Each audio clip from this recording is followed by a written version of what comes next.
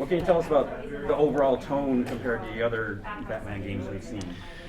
So it's an interesting study in contrasts because on the one hand, the scenario that we have set up is very heavily linked up with themes and ideas of dark urban folklore. Right? You're talking about the Court of Owls as a main adversary. You're talking about a Gotham City where we've tried to expose the history of the city in its very architecture, in the very layout and design of the city itself.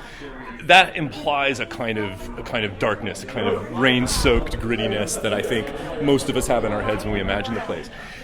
But at the same time, in Batman's absence, now we have a new generation of these four young heroes who obviously know Batman very, very well. They know Gotham City very, very well, but they're bringing really different attitudes to the fight. That difference in attitudes results sometimes in personality conflicts within the group, which we explore in depth, especially in the Belfry when they have their masks off.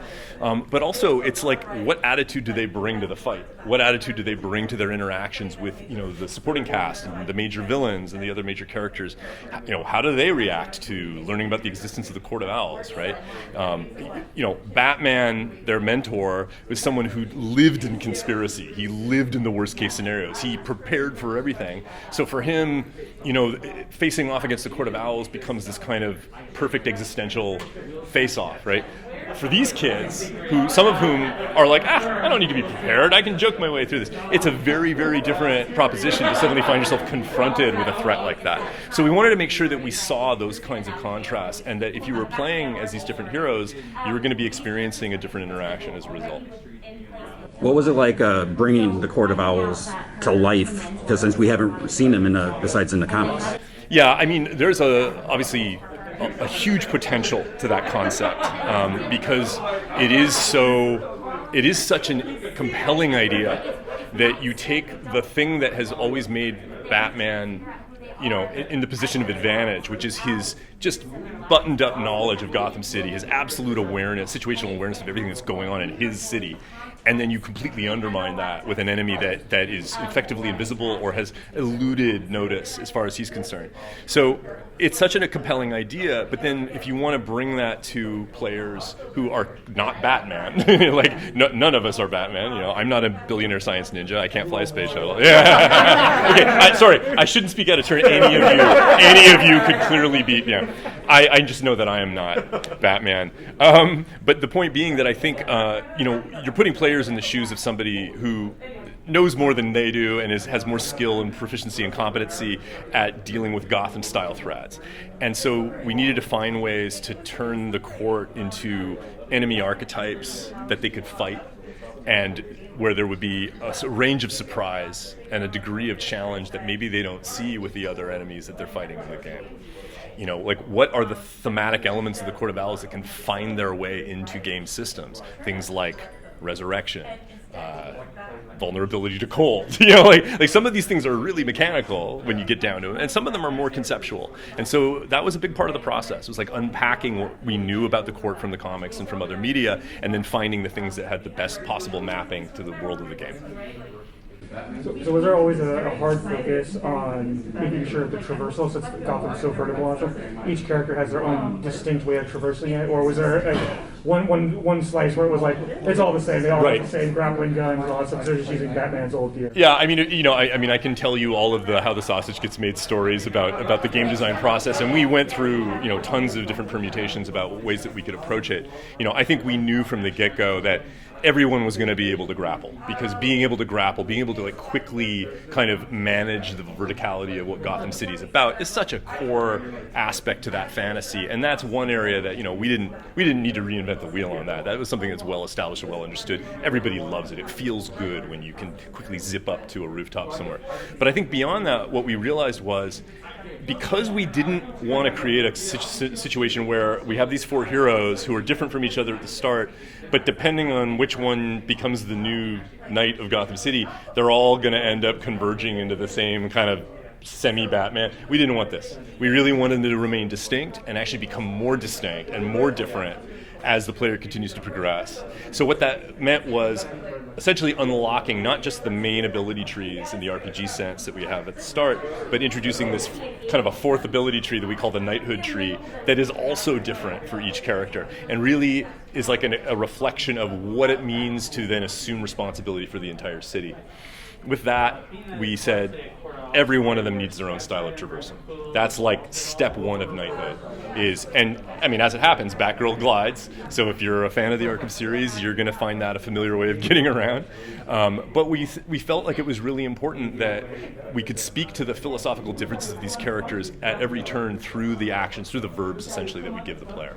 Is everybody's connection with the Court of Owls different in the storyline? So it's a great question, which is, in the context of a comic story or even in an animated movie, there's an opportunity to delve into some of the deep lore and deep connections between the individual heroes and the Court of Owls. What we needed to do was say, how do we tell that story or interpret that story with these four heroes where it doesn't feel like one of them is secretly the actual hero of the story, right? And we actually had that problem in more than one way. It wasn't just Dick Grayson having been at Haley Circus. It was a bunch of things involving, when you look at those four characters, and I don't want to give spoilers, but if you go digging, you can probably imagine it. Each of them kind of had a thing that if we don't manage this well, they become a kind of a disproportionate focus to this game. And we want to make sure that everyone is kind of equally in the same boat, kind of a level playing field for the heroes as they're starting. So that was a fun challenge, but we were able to manage it. So how did you decide? How do you decide the heroes that you want in the? So in talking with DC, one of the things we realized is for this particular story, in this particular game, we wanted to go to the earliest days of the Batman family. We wanted to really start with who were the original proteges that worked with him as a crime fighter from the beginning and had the longest history with him, so that we could kind of spread that out in a way that would create some contrast between the characters. It's a really, really hard problem because, to be perfectly honest, there are other characters that have been part of that family as you move, closer to the present day, who would have given us much greater range, right? It would have allowed us to say, oh, we're going to have character that's like character that can fly, and a character like we could have had a much bigger range of difference between them. But it was hard to rationalize that and reconcile it with the need to have the characters that were really his children, like really the closest to him in terms of that common shared history. What emotions do you want this Gotham City to give the player, especially early on? It's funny. The question of giving or imposing emotions on players is something I always struggle with this, because I feel like at the end of the day, our job is to deliver a certain kind of aesthetic experience by having the right dynamic to the game. And the right dynamic comes from what is the player doing? How are they interacting with the game world, with the ingredients in it?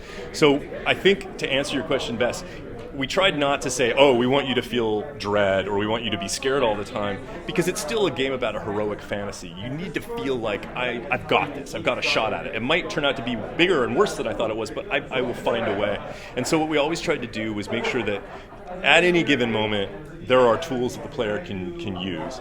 And there should be a number of valid strategies for taking on any given enemy that you come across, or any given crime that you come across, or any given mystery that you need to solve. So I think, if I had to answer it, the emotion I would say would be one of resourcefulness. It's like, okay, I want the player to be obsessing over how they're going to solve that problem, even when they put the controller down and they're, making a sandwich. And I think that became the kind of underlying emotional tone to the whole thing. It's like curiosity, intrigue, the kinds of things that would drive someone who's a member of the Batman family. Can you say which elements of the main characters you think, in each case, what the gamer would identify with?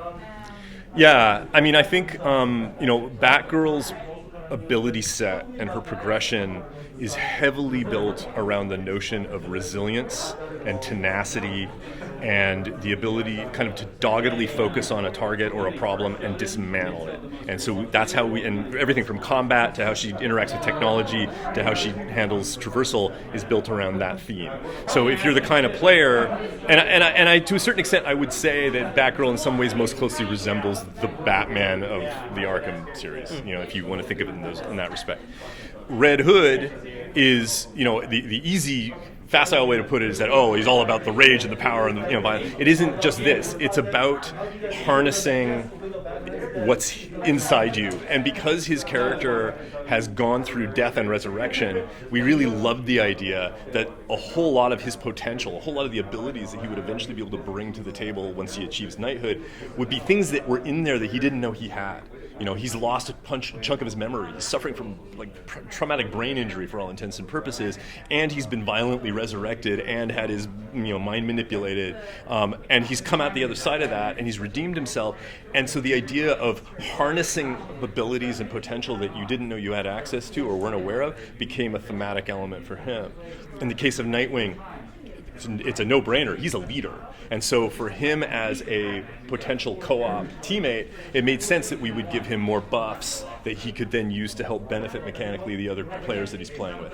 And then finally, in the case of Robin, we love the idea of this is a kid who's relatively new to the crime-fighting game. He might not be the biggest, toughest, scariest individual out there, but he's going to use his brain and his smarts and his resourcefulness to make himself into a scarier force than he actually is. So the idea of Robin transforming himself into this kind of wraith-like piece of urban folklore.